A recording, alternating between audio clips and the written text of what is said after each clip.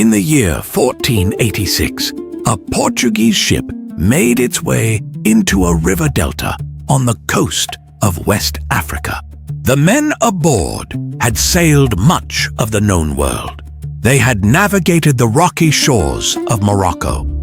They had rounded the Great Cape at the southern tip of Africa.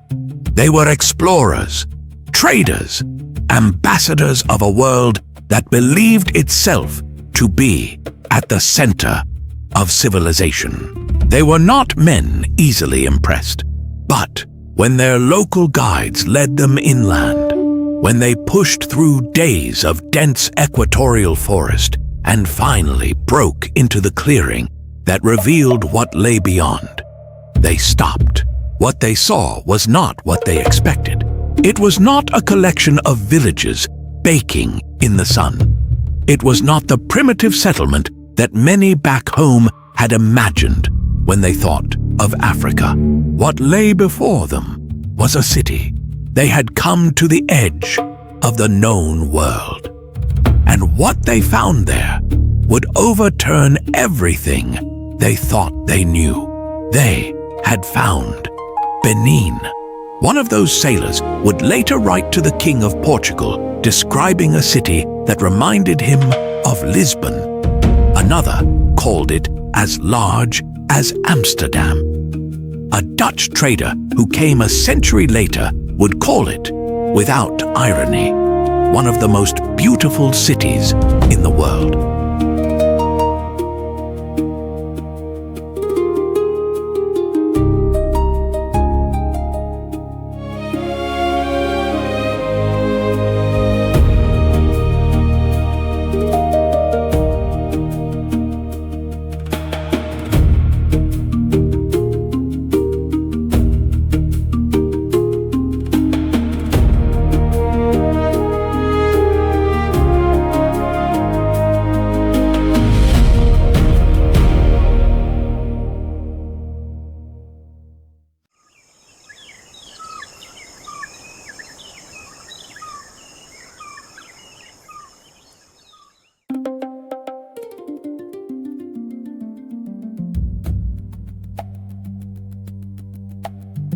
To understand the Benin Kingdom, truly understand it, you have to first understand where it came from.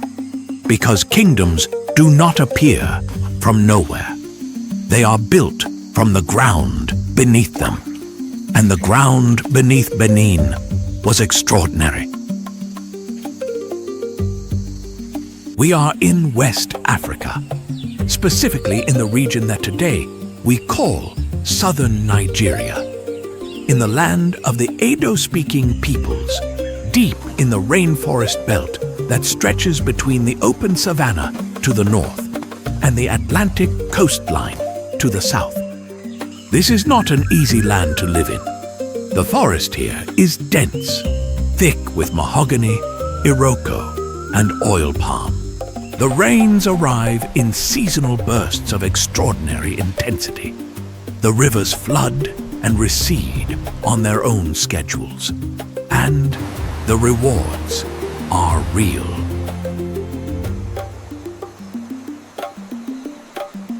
The forest is full of game. The rivers run with fish. The soil, when cleared, can produce yam, plantain, and sorghum in abundance. The people who built their civilization in this forest were the Edo, and by the time the first organized kingdoms began to take shape in this region, somewhere around the 9th or 10th century of the Common Era, they had already developed a sophisticated understanding of their world.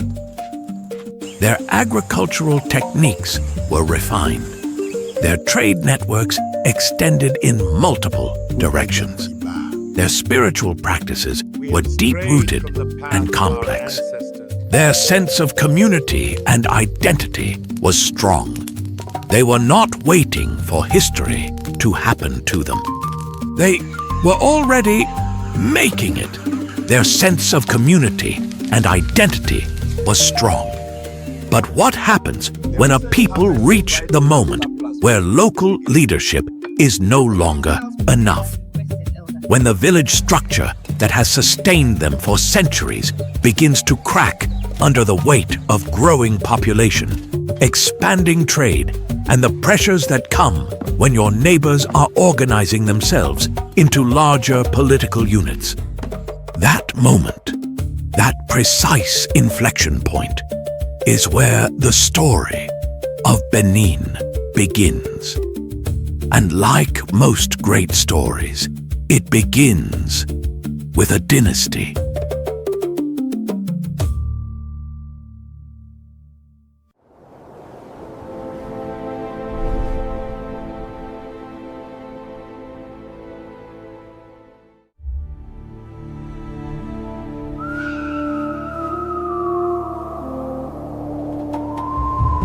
Before there was the Oba, before there were bronze castings and city walls and Portuguese diplomats, there were the Ogiso.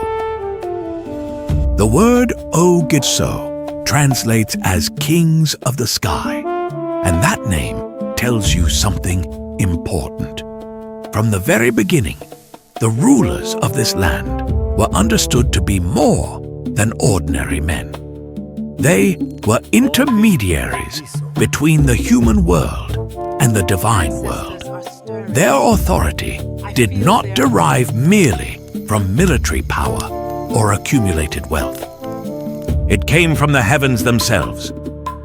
The Ogiso dynasty is believed to have begun around the 9th or 10th century CE. The Benin oral record counts 31 Ogiso rulers across a period that stretched for approximately 2.5 centuries. But dynasties, like all human constructions, are vulnerable.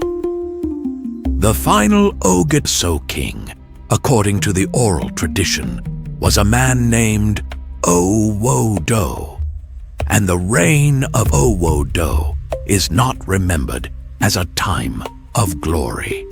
The traditions describe a king who had grown distant from his people, whose governance had become erratic and at times oppressive, whose judgment had failed him in critical moments, and who, in perhaps the most devastating charge that can be leveled at a king in this tradition, failed to produce an heir. Without a legitimate successor, without the divine endorsement the Ogiso system required, the entire structure of authority began to unravel. The Edo people did what peoples in crisis have always done. They looked beyond their own borders. They sent for help, and the help they found would not just solve their immediate problem, it would change the nature of Benin's kingship forever.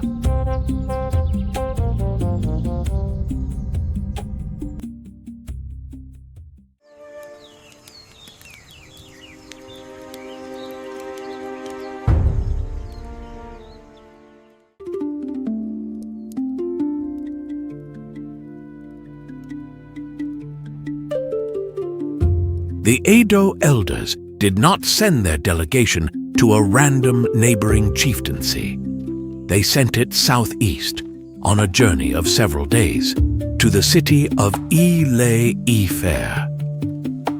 For those unfamiliar with the religious and political geography of West Africa, Ewuare requires some explanation. It was, and still is today, the sacred origin point of the Yoruba people, and through the Yoruba, the spiritual anchor of much of West African civilization. To seek a king from Ewuare was not a simple diplomatic request.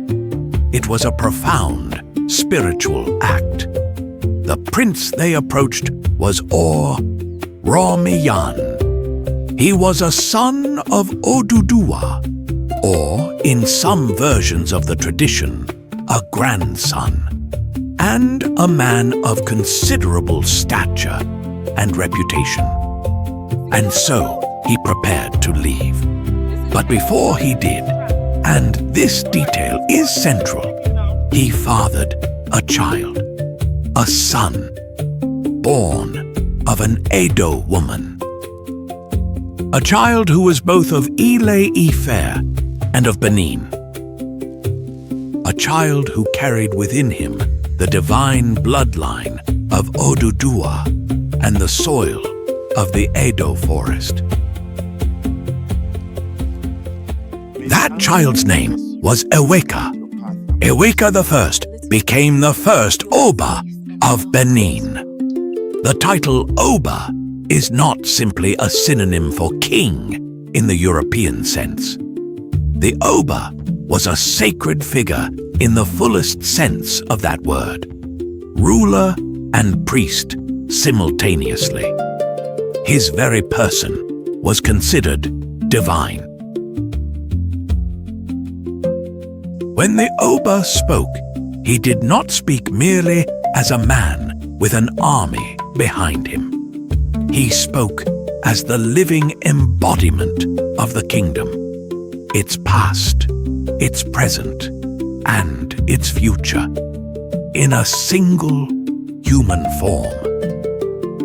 From Ewuare, the dynasty grew. King to king, generation to generation, the Oba system deepened its roots in the Benin soil, expanding its territory, developing its arts, building its walls, and preparing, across 5 centuries, for the moment when one ruler would transform everything.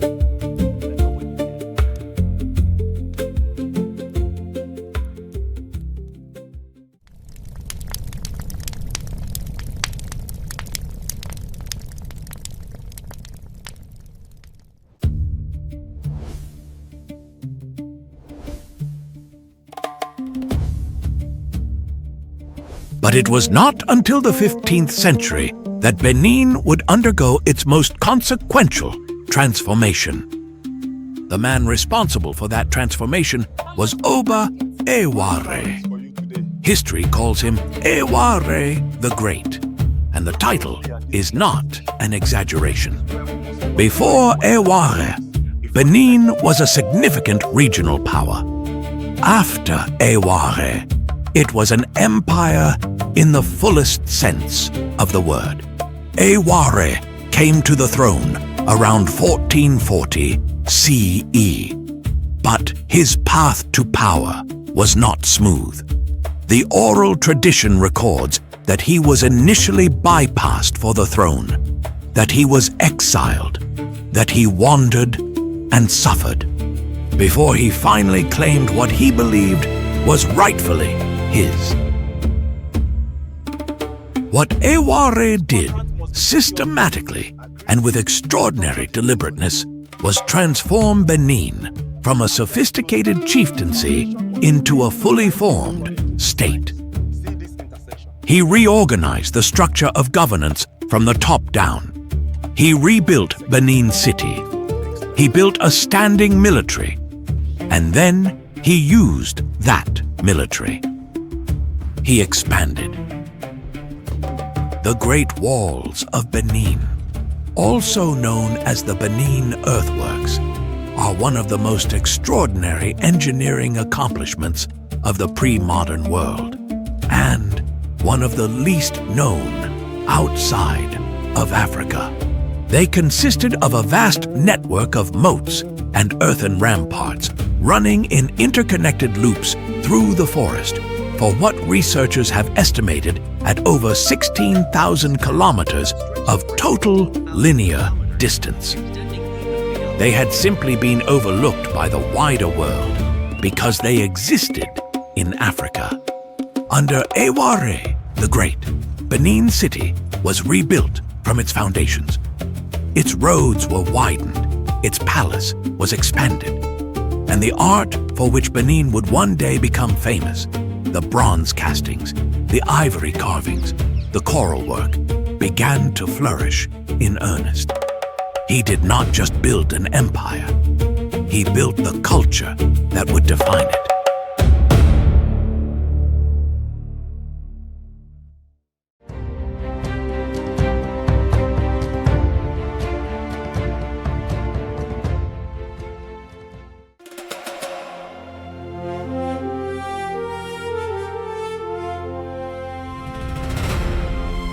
To truly understand what the Portuguese found in 1486, you have to try to see what they saw. Not through your modern eyes, with your modern knowledge. Through their eyes, arriving from 15th century Europe, with all of 15th century Europe's assumptions about what the rest of the world looked like. Benin City, at the height of its power, was enormous.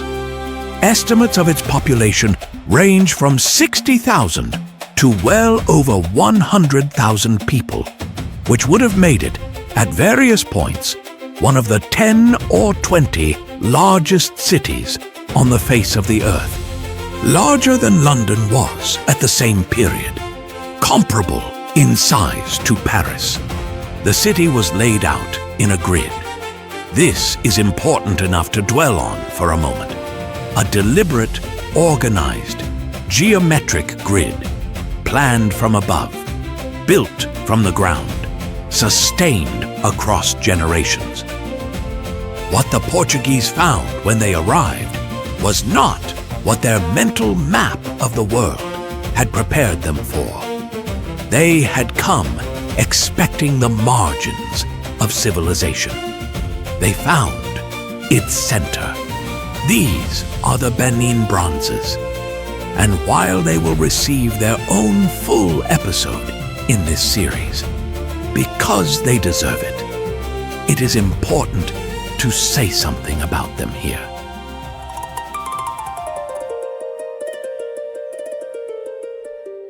The bronze casting of Benin was among the finest metalwork produced anywhere in the world during the 15th and 16th centuries.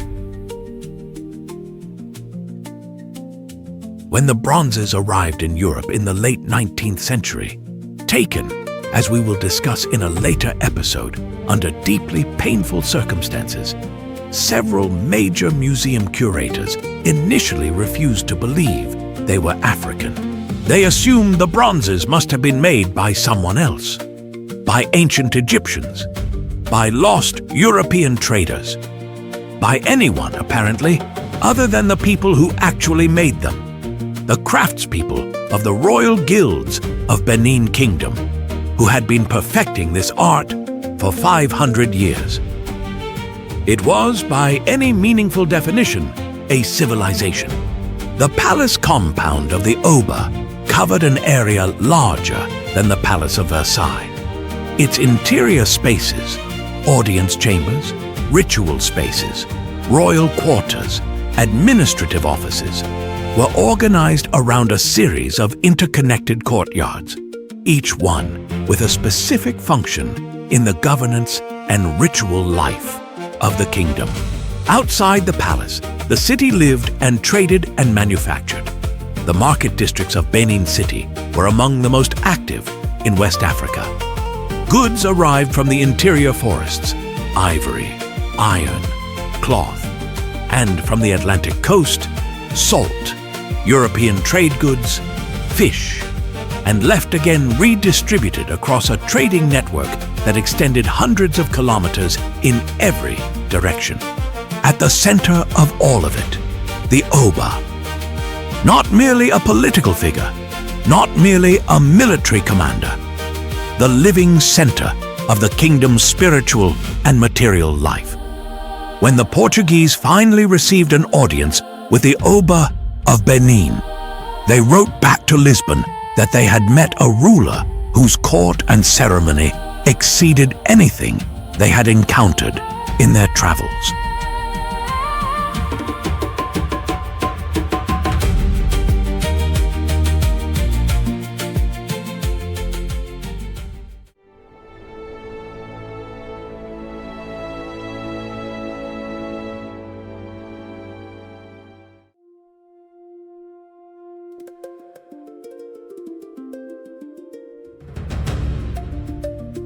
When the Portuguese arrived in 1486, the Benin Kingdom had been a sophisticated empire for decades. It did not need Europe. Europe needed it. The Oba of Benin did not receive the Portuguese as a supplicant. He received them as a sovereign. He controlled which goods could leave the kingdom and under what conditions. He determined who among his subjects could interact with European traders and in what capacity. He sent his own ambassadors to the court of King João II of Portugal.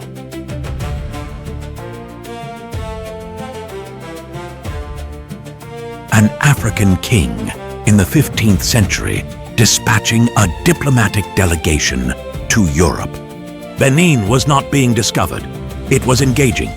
This was Benin at the height of its powers.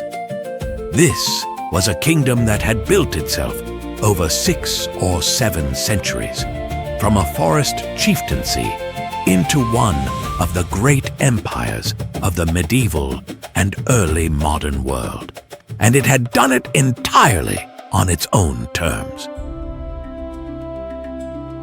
Over 6 or 7 centuries, through 36 Oba rulers, through expansion and consolidation, through the development of its art and its governance and its international relations, Benin had written its own history.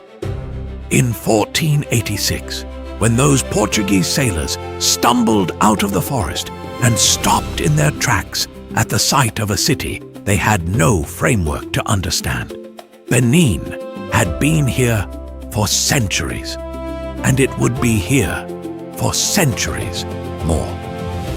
The story we are telling is not a story of discovery. Discovery implies that something only mattered when someone else noticed it. Benin mattered before the Portuguese arrived. It matters now. And the story of what happened between those two moments, the story we are building toward in this series, is one of the most important, most tragic, and ultimately most hopeful stories in human history. But before we reach that chapter, we need to reckon with one more truth about what Benin was at its peak. And for that, we need to return to those Portuguese sailors, to look through their eyes one more time. Because what they wrote about when they went back to Lisbon, what they could not stop writing about, was not the walls, not the military, not the trade. It was the art.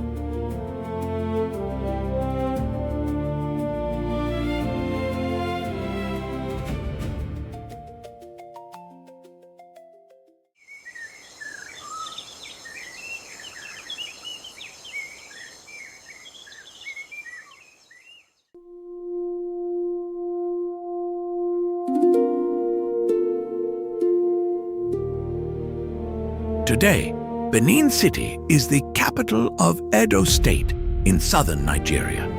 It is a modern city of over 1 million people. If you walked its streets today, you would find a city that moves at the pace of the 21st century, with all the complexity and contradiction that comes with that. But if you looked carefully, you would find something else, something that does not appear in most cities on Earth. And yet, the royal palace of the Oba still stands at the center of the city.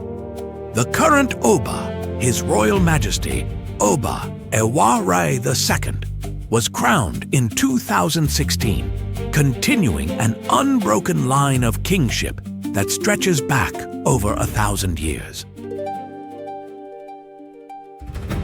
A living institution, a living tradition, a living people. The Benin bronzes, those extraordinary works of art, looted by British forces in 1897 in one of the most egregious acts of cultural destruction of the colonial era, are slowly, painfully beginning to come home. In 2021, Germany became the first major European nation to commit to returning its Benin bronzes. Others have followed. The process is slow. It is incomplete, but it is underway. Coming home, two words that carry the full weight of everything this episode has been about. Because the story of Benin is not merely Nigerian history. It is not merely African history, as if that were a lesser category. It is human history. It is the story of how a people built a civilization of extraordinary sophistication and beauty in the West African rainforest, how they sustained it for over 1,000 years, how the world came to them, not the other way around, and how, despite everything that was done to diminish that story, it endures. Because Benin's story did not end in 1897. It is still being written, and you are part of that story now.